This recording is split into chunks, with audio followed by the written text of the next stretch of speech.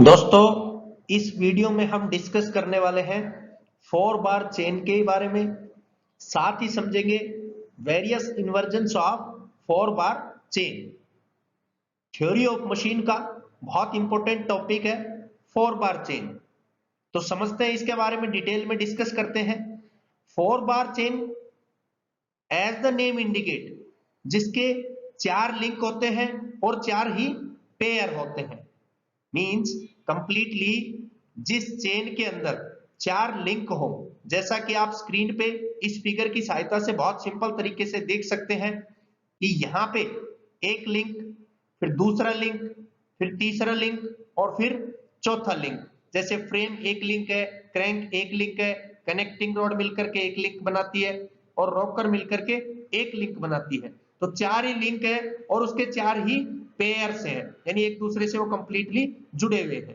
तो उसको हम बोलेंगे 4 बार चेन। इस चेन के अंदर एक ड्राइवर है और दूसरा फॉलोवर है। अब यहाँ पे ड्राइवर कौन है? ड्राइवर मान लीजिए यहाँ पे क्रैंक हमारा ड्राइवर का काम करता है, क्योंकि क्रैंक जो है वो रोटेट होता है, 360 डिग्री कंप्लीट रोटेशन होगा। दूसरा रॉकर हमने मान लीजिए यहाँ पे माना है as a follower, as a driven mechanism, जो ड्राइवर की सहायता से रन करता है। तो यहाँ पे रॉकर जो है वो फॉलोवर है। अब रॉकर में और क्रैंक में क्या डिफरेंस है? रॉकर जो कंप्लीटली 360 डिग्री पे रन करे, 360 डिग्री पे यहाँ पे रोटेट हो, उसको हम बोलेंगे क्रैंक। जबकि रॉकर हम किसको बोलेंगे? रॉकर बोलेंगे जो 360 डिग्री से चाहे 1 डिग्री कम रोटेट करे, मींस 360 डिग्री से जो कम डिग्री पे रोटेट करे, उसको बोला जाता है रॉकर। तो ये बेसिक डिफरेंस है क्रैंक और रॉकर के बीच में। अब क्योंकि जब 4 बार चेन का हम यूज करते हैं, 4 बार चेन बनाते हैं, तो उसमें जो आमने सामने के दोनों लिंक हैं, उनकी जो साइज है वो बेसिक डिफरेंस होता है। मींस जैसे क्रैंक है तो क्रैंक की यहाँ पे आप साइज देख सकते हैं और यहाँ पे रॉकर की साइज देख सकते हैं। तो कुछ 4 बार चेन को इस प्रकार से बनाया जाता है, क्योंकि वेरियस इन्वर्सन, यदि हम बात करें, इन्वर्सन मतलब रिवर्स, उल्टा, तो जो भी इन्वर्सन इस पे करने होते हैं तो उसके अकॉर्डिंग हम इस चेन को कुछ इस प्रकार से बनाते हैं। जबकि फ्रेम जो है इसका, जो नीचे बॉटम सेक्शन जैसा आप देख सकते हैं, फ्रेम को फिक्स किया गया है, क्योंकि फ्रेम एक रिजिड पार्ट है, फ्रेम एक रिजिड कंपोनेंट है जिसको यहाँ पे फिक्स किया गया है। तो एक लिंक यहाँ पे फिक्स हो गया, जबकि मोशन को यहां से यहां तक ट्रांसफर करने के लिए, मींस क्रैंक से लेकर के रॉकर को ट्रांसफर करने के लिए, या ड्राइवर से लेकर के ड्रीवन मैकेनिज्म, फॉलोवर मैकेनिज्म तक ट्रांसफर करने के लिए एक रॉड का यूज करते हैं। वो एक अनदर लिंक होता है, तो उस रॉड को बोला जाता है कनेक्टिंग रॉड। तो ये एक अलग से लिंक है, कनेक्टिंग रॉड। तो इस चेन के अंदर जैसा लिखा हुआ है, एक लिंक है जो कि ड्राइवर है, दूसरा जो है फॉलोवर है। जबकि एक लिंक को हम फिक्स कर देते हैं और वो लिंक यहां पे हमने फिक्स किया है फ्रेम। अब जो रिलेटिव मोशन ट्रांसफर होगा वो इसी के अकॉर्डिंग होगा। जो लिंक है जो कि क्रैंक और रॉकर को कनेक्ट करता है, that's name is connecting rod. ये सभी यहाँ पे बहुत सिंपल तरीके से इसीलिए मेंशन किया गया है ताकि आप आराम से अपने नोट्स बना सकते हैं। अब इस फिगर को एक स्टीम इंजन की सहायता से हम बहुत सिंपल तरीके से समझते हैं। यहाँ पे ये सेक्शन जो है ये इसका सिलेंडर है। उस सिलेंडर के अंदर एक पिस्टन लगा हुआ है, और पिस्टन, जैसा कि बेसिकली आपको फंक्शन पता है पिस्टन का बेसिक फंक्शन होता है रेसिप्रोकेट करना, बैकवर्ड एंड फॉरवर्ड मूवमेंट करना, टू एंड फ्रो मोशन करना। तो ये पिस्टन का वर्क होता है। पिस्टन के साथ में लगी रहती है कनेक्टिंग रोड। कनेक्टिंग रोड का बेसिक फंक्शन क्या है? पिस्टन का जो मोशन है वो क्रैंक तक ट्रांसफर करना, या क्रैंक का जो मूवमेंट है उसको पिस्टन तक ट्रांसफर करना। तो एक प्रकार का ये कनेक्टिंग मीडियम का काम करता है, कनेक्टिंग लिंक का काम करता है, कनेक्टिंग एलिमेंट का काम करता है। यहां पे लगा रहता है क्रैंक। क्रैंक बेसिक क्या होता है? रोटेट होता है, जो कि रेसिप्रोकेटरी मूवमेंट को रोटेरी मूवमेंट में कन्वर्ट करता है, या इसकी जो रोटेरी मूवमेंट है क्रैंक की वो रेसिप्रोकेटरी मूवमेंट में कन्वर्ट होती है। पिस्टन जो कि रेसिप्रोकेट करता है, तो वो क्रैंक की रोटेरी मूवमेंट की सहायता से पिस्टन रेसिप्रोकेट करता है। तो जैसा हमने स्टार्टिंग में समझा था कि जो 4 बार चेन है उसमें वेरियस लिंक्स है, वो वेरियस लिंक या एलिमेंट्स जो है वो मोशन को एक प्लेस से दूसरे प्लेस पे किस प्रकार से ट्रांसफर कर रहे हैं। तो यहाँ पे बहुत सिंपल तरीके का ये इसका स्टीम इंजन का एग्जाम्पल है। अब कौन सी इस चीज में ये सभी चीजें लागू होंगी? फ्रेम। फ्रेम क्या है? जो हमारा सिलेंडर होता है, ये सिलेंडर आउटर सेक्शन है जिसके अंदर पिस्टन रेसिप्रोकेट करता है।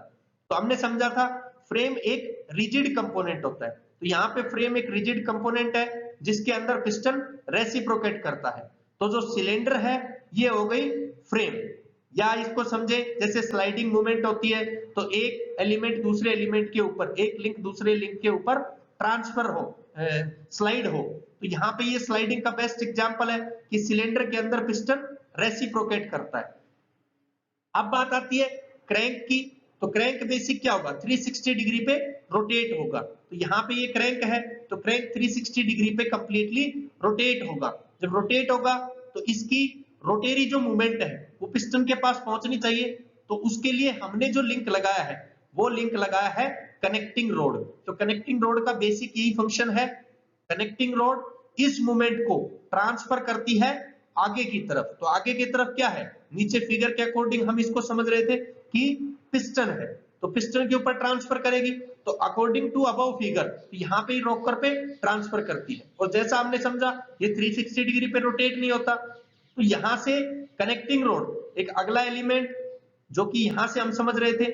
इसके बाद नेक्स्ट जो पोर्शन है वो है हमारा पिस्टन। अब पिस्टन को मूवमेंट कौन सी मिली? क्रैंक की रोटेरी मूवमेंट। तो यहां से मान लीजिए एक हमारा पेयर ये है, फिर दूसरा पेयर और फिर तीसरा पेयर। तो मान लीजिए पिस्टन तीसरा पेयर है, तो जो रिलेटिव मोशन है उसको कंप्लीटली हमें ट्रांसफर किसको करना है? पिस्टन को करना है, जिससे हमारा पिस्टन क्या होगा? वो रेसिप्रोकेट करेगा इनसाइड द सिलेंडर। तो सिलेंडर के अंदर पिस्टन का reciprocate with the help of crank movement करना। तो ये कंप्लीटली क्या है? इस 4 बार चेन को इस सिंपल फिगर के आसानी से आप लोग तरीके से समझ सकते हैं। तो कंप्लीटली यदि मैं 4 बार चेन की बात करूं तो 4 बार चेन वो चेन होती है जिस चेन के अंदर 4 कंप्लीट लिंक है, 4 ही वो पेयर बनाती है, जिसमें एक हमारा ड्राइवर का काम करता है। ड्राइवर का काम करने के लिए हम क्रैंक का यूज करते हैं। दूसरा वहां पे होता है रोकर। रोकर एज ए ड्रीवन मैकेनिज्म का काम करता है, या बात करें तो एज ए यहाँ पे फॉलोअर का काम करता है, जो कि फॉलो करता है। और फॉलो किसको करता है? क्रैंक को करता है। तो क्रैंक कंप्लीट 360 डिग्री पे रोटेट होता है, जबकि रोकर 360 डिग्री से कम पे यहाँ पे अकॉर्डिंग टू हमने जैसा रोकर यूज किया है उसके अकॉर्डिंग वो मूव करता है, मोशन लेता है। तो ये है 4 बार चेन। अब नेक्स्ट प्रोपोर्शन पे चलते हैं। इस 4 बार चेन के कौन कौन से इन्वर्जन्स है? अब इन्वर्जन्स के अकॉर्डिंग समझे तो 4 बार चेन को 4 तरीके के इन्वर्जन्स हम कर सकते हैं। इन्वर्सन से मीनिंग क्या है? इन्वर्सन से मीनिंग है कि इसको उल्टा करना, रिवर्स करना। तो किस किस प्रकार से कर सकते हैं? जैसे 4 बार चेन को आपने समझा कि किसी एक लिंक को हमने फिक्स कर दिया, यानी इन्वर्सन ऑफ मैकेनिज्म। आपको मैं पहले एक लेक्चर में पढ़ा चुका हूं कि इन्वर्सन ऑफ मैकेनिज्म क्या है, उसको आप कंप्लीट देख सकते हैं। इन्वर्सन ऑफ मैकेनिज्म से मीनिंग होता है कि जब जैसे एक तो मैकेनिज्म है सिंपली मैकेनिज्म हमारा जो है वो क्या होता है? तो मैकेनिज्म होता है जब किसी एक लिंक को फिक्स कर दिया जाए, किसी काइनेमेटिक चेन के अंदर किसी एक लिंक को फिक्स कर दिया जाए तो उसको बोला जाता है मैकेनिज्म। जबकि इन्वर्जन ऑफ मैकेनिज्म किससे मीनिंग क्या होता है? इन्वर्जन ऑफ मैकेनिज्म से मीनिंग होता है कि किसी चेन में, काइनेमेटिक चेन में लिंक बाय लिंक हम फिक्स करते जाए, तो उसको बोला जाता है इन्वर्जन ऑफ 4 बार चेन। अब इन्वर्जन ऑफ 4 बार चेन को हमने 4 तरीके से क्लासिफाई किया है। एक है coupled locomotive wheel, means inversion of chain से मीनिंग कि 4 बार चेन को हम कपल्ड लोकोमोटिव व्हील्स के अकॉर्डिंग यूज कर सकते हैं, बीम इंजन के अकॉर्डिंग यूज कर सकते हैं, पेंटोग्राफ, और इसी प्रकार एकरमैन्स मैकेनिज्म या एकरमैन्स प्रिंसिपल। तो सबसे पहला समझते हैं coupled locomotive wheels. Coupled locomotive wheels क्या है? आप यहां फिगर से देख सकते हैं। ओल्ड टाइम में जो इंजन्स थे उनके जो व्हील्स थे उनको कपल किया जाता था कुछ इस प्रकार से, या इसी मैकेनिज्म को हम बोल सकते हैं डबल स्लाइडर क्रैंक मैकेनिज्म। अब डबल स्लाइडर क्रैंक मैकेनिज्म का क्या है, जिसमें डबल क्रैंक लगा हो, और डबल क्रैंक की जो रोटेशन है मींस दोनों की 360 डिग्री पे रोटेशन हो। एक इसका यहाँ पे ये लिंक हो गया, दूसरा ये लिंक हो गया, तीसरा ये लिंक हो गया और चौथा ये लिंक हो गया। तो इस प्रकार से चारों जो लिंक है उनको कंप्लीटली कपल किया जाए, चारों जो लिंक है उसमें इस प्रकार से रिलेटिव मोशन हमारा ट्रांसफर हो।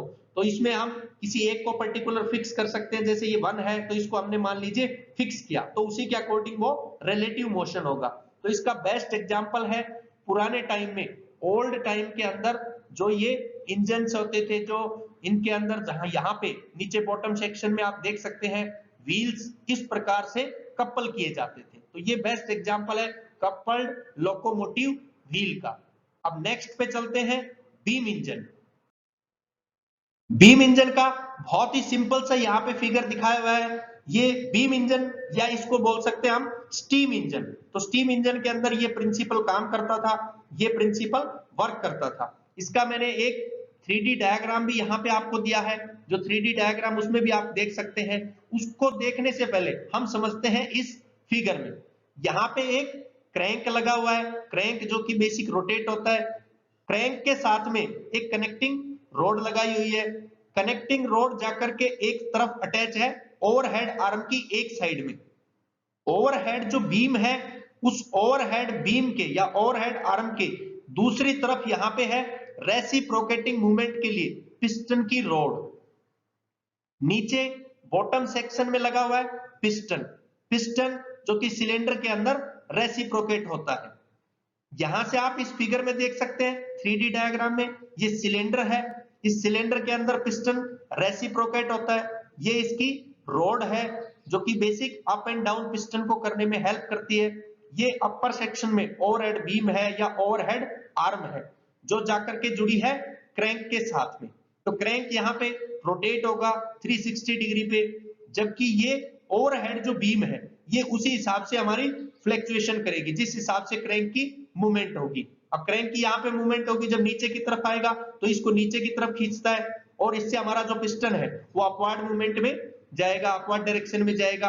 फिर इसके बाद ये कंटिन्यूअसली रोटेट होगा, कंटिन्यूअसली 360 डिग्री पे रोटेट होगा, तो इसकी लगातार अप एंड डाउन मूवमेंट चलती रहेगी। तो 4 बार चेन को हम एज ए बीम इंजन के रूप में भी यूज कर सकते हैं, मींस इसका जो प्रिंसिपल है वो हम बीम इंजन में भी यूज कर सकते हैं, स्टीम इंजन में जो कि यूज ऑलरेडी करते थे। तो ये सिंपल से आपने दूसरा समझा कि इन्वर्जन ऑफ 4 बार चेन में बीम इंजन किस प्रकार से वर्क करता है। अब चलते हैं नेक्स्ट पे। इसमें तीसरा है इन्वर्जन ऑफ 4 बार चेन के अंदर पेंटोग्राफ। दोस्तों पेंटोग्राफ आपने जो ट्रेन होती है ट्रेन के अंदर देखते हो, जो इलेक्ट्रिक ट्रेन है तो वहां पे जो इलेक्ट्रिक करंट है उसकी सहायता से ट्रेन को रन करने के लिए पेंटोग्राफ लगाए जाते हैं। तो ये पेंटोग्राफ का आप फिगर देख सकते हो। तो हम 4 बार चेन को एज ए पेंटोग्राफ के रूप में भी यूज कर सकते हैं। जैसा यहाँ पे ये दिखाई दे रहा है कि जितना वो बेसिकली यहाँ पे जो साइड आपको दिखाई दे रही है पेंटोग्राफ, क्योंकि ये एक 4 बार डिवाइस है जो कि रिप्रोड्यूस करता है किसी एक गिवन डिस्प्लेसमेंट को, जितना यहाँ पे ये डिस्प्लेस आपको दिखाई दे रहा है टू ए रिड्यूस और एक एनलार्ज स्केल पे, मींस रिड्यूस हुआ या एनलार्ज हुआ उसके अकॉर्डिंग, या यहाँ पे आप आसानी से इसको समझ पाएंगे कि ये रिड्यूस है या फिर ये एनलार्ज होता है, तो इसके बेसिस पे ये काम करता है। तो ये 4 बार चेन के इन्वर्सन का बेस्ट एग्जांपल है यहाँ पे पेंटोग्राफ। जनरली जो है these are used for duplicating the drawings, maps और planes। तो ये है हमारा पेंटोग्राफ। अब चलते हैं नेक्स्ट पे। नेक्स्ट है एकरमैन्स स्टीयरिंग या एकरमैन्स मैकेनिज्म। दोस्तों एकरमैन मैकेनिज्म 4 बार चेन का एक और अनदर बेस्ट एग्जांपल है। यहां से आप इसको समझ सकते हैं, जो ये इसके लिंक्स है, लिंक इसको मान लीजिए मैं मानू यहाँ पे ए लिंक, बी लिंक, सी और डी, यहाँ पे इसको कोई भी हम मान सकते हैं या इसको मान सकते हैं ये दोनों ए बी लिंक है और ये दोनों सी डी लिंक है। तो एक लिंक हो गया यहाँ हमारा ए बी और दूसरा हमारा यहाँ पे हो गया डीसी लिंक।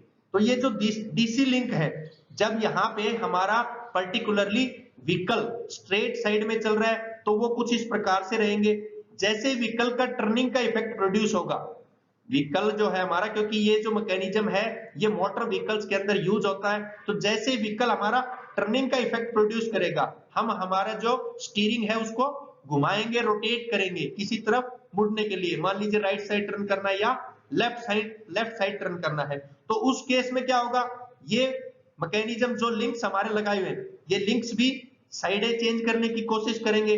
तो इस प्रकार से एक्करमैन स्टीयरिंग मैकेनिज्म पे भी 4 बार चेन हमारी बेस्ट यूज होती है, या एक प्रकार से इसको समझ सकते हैं कि 360 डिग्री रोटेट नहीं होगा, तो ये हम एग्जाम्पल के तौर पे रोकर आर्म ले सकते हैं, क्योंकि जो क्रैंक है वो 360 डिग्री पे रोटेट होता है, जबकि रोकर 360 डिग्री पे रोटेट नहीं होता। तो यहाँ पे ये रोकर टाइप का हम एग्जाम्पल ले सकते हैं कि व्हीकल ने जैसे टर्न लिया तो ये साइड में जाएगा, ये इस साइड में जाएगा, तो इस प्रकार से ये साइड में जाएगा, और यहाँ से जो टायर्स हैं वो इस प्रकार से मूव करेंगे यदि हम राइट साइड में मूव कर रहे हैं, राइट साइड में टर्निंग का इफेक्ट प्रोड्यूस करते हैं।